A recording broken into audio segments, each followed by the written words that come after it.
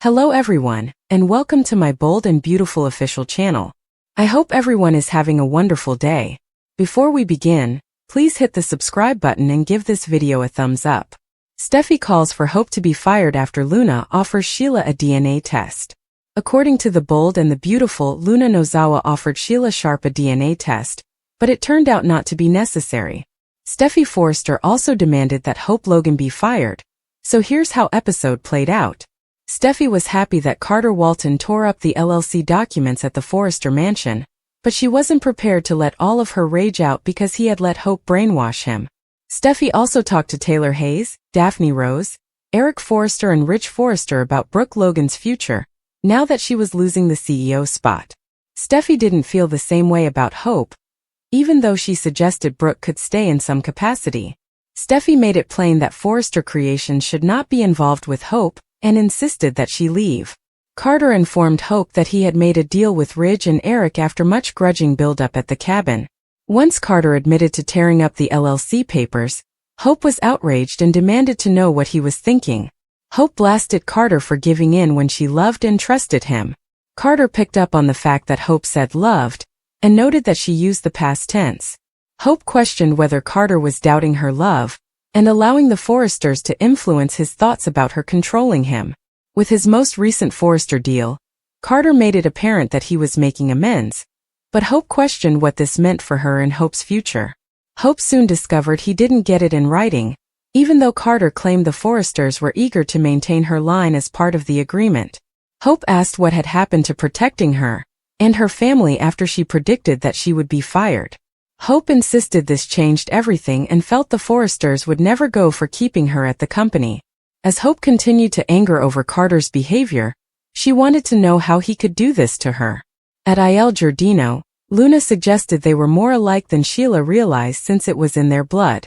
Sheila acted like Luna was crazy for thinking she'd be accepted, but Luna shrugged that maybe she was crazy like her grandmother. Luna provided updates on the 2 paternity tests that confirmed her fatherhood to be John Finn Finnegan.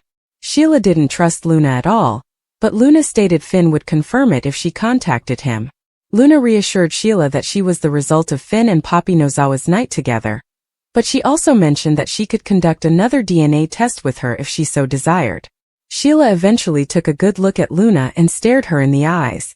After realizing that Luna was telling the truth, Sheila yelled that she had found her granddaughter, and gave Luna a kiss before embracing her tightly. The bold and the beautiful spoilers indicate Luna and Sheila's new friendship could lead to plenty of turmoil, so don't miss what's in store. Will Poppy Luna become the next victim? Even though Luna Nozawa was pardoned for killing 2 men on the bold and the beautiful, her former loved ones still find it difficult to forgive her. Luna has tried to claim that if only her mother, Poppy Nozawa, hadn't deprived her of knowing who her biological father was, then she wouldn't have had to stoop to murder, but no one is believing it.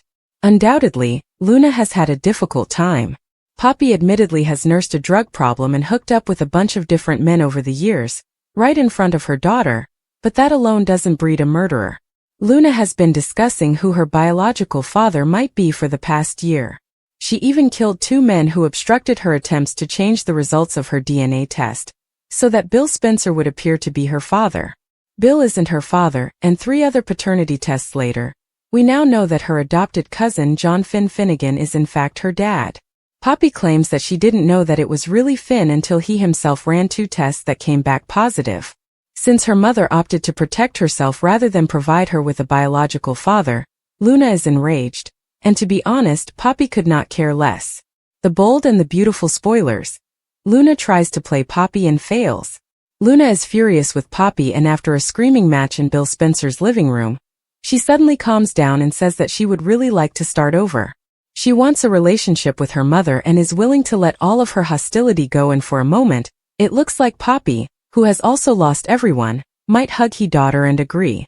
Poppy then retreated a few paces and said that she had no interest in interacting with Luna. She can't forgive the fact that her daughter has murdered in cold blood, and then tried to frame her for it.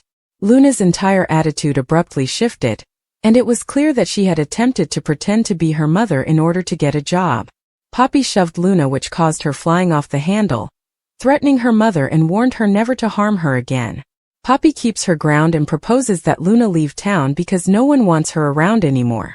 If Luna could frame her mother for murders that she committed, and that was when they appeared to be on good terms, can you fathom what her next move may be now that Poppy has rejected her? While Luna is pretending to want to be a good person and a reformed murderer, it's obvious that blind rage is bubbling right beneath the surface. Poppy will probably be the first person she snaps at. Will she kill her mother? What are your thoughts? At Il Giardino, Sheila greets her granddaughter Luna with a kiss on the lips and declares that she cannot overlook Luna's murder of Tom and Hollis, two of her employees and her husband's close friends. Sheila said that Luna belonged in prison. What is the matter with you? Sheila asked her granddaughter. Sheila went on. We are nothing alike. Luna said sure, maybe she was crazy. Crazy like her grandmother. Sheila looked at Luna like she had lost her mind.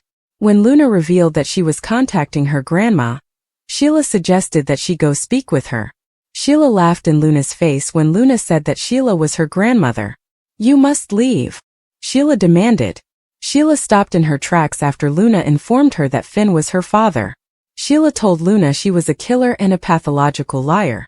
Luna advised Sheila to give Finn a call so he could verify her statements. Luna acknowledged that Finn was her father, saying, "It's really weird. Finn conducted his own testing," she claims. "There's no denying it, Sheila. I'm a part of you," Sheila said grimly. "You really think I'll think you're my granddaughter?" Then she opened up to the thought of this all being true. The two women may do a DNA test, Luna added. Sheila peered into Luna's eyes and saw the truth. "You are my granddaughter," Sheila said, nearly in tears. Then, with a laugh that only Sheila Carter could have, she kissed her on the lips.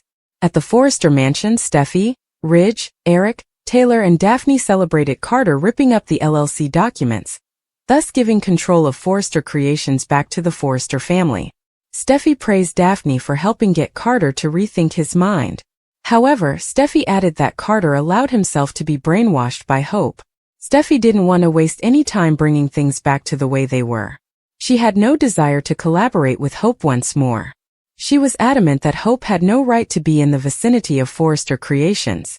According to Carter, Ridge and Eric visited Forrester Creations at the cabin to speak with him and attempt to retake the company.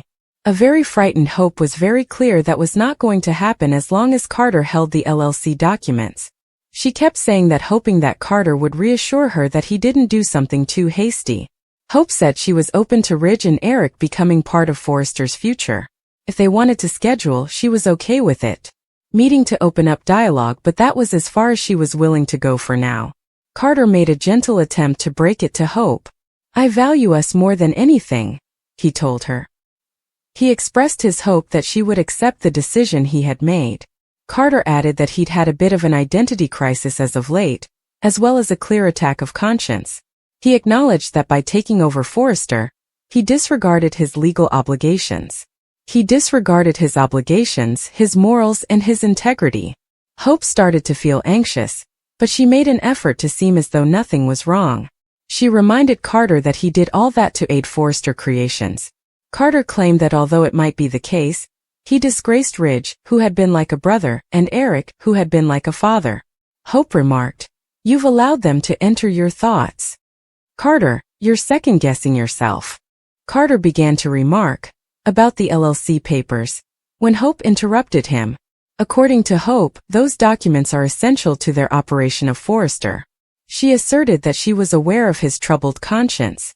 "There has been no change," Carter reaffirmed. He went on to say that he struck a bargain with Ridge and Eric. "What's the matter?" Hope asked tremblingly. "Stop putting things off. What sort of agreement did you reach?" Hope started to get agitated and upset at this time. "The LLC documents are no longer there," Carter stated. "I destroyed them." Hope started crying and almost went crazy when she said, "I gave the company back to the Forresters." She declared that she loved Carter. She used the past tense, he observed. According to Hope, the goal was to remove toxic leadership. Carter retorted that he had blurred eyesight. "They gave me a second chance," he said. "What about me? Ridge and Eric offered you an olive branch. Then there is hope for the future. They accepted my conditions," Carter said. Hope was furious and said, "You didn't get it in writing." Steffy and Ridge are working against me, she cried. They're going to fire me. Hope questioned, what happened to standing up for us? Changes everything. All of your brilliant ideas will get sidelined. Hope questioned what had happened to Carter's word.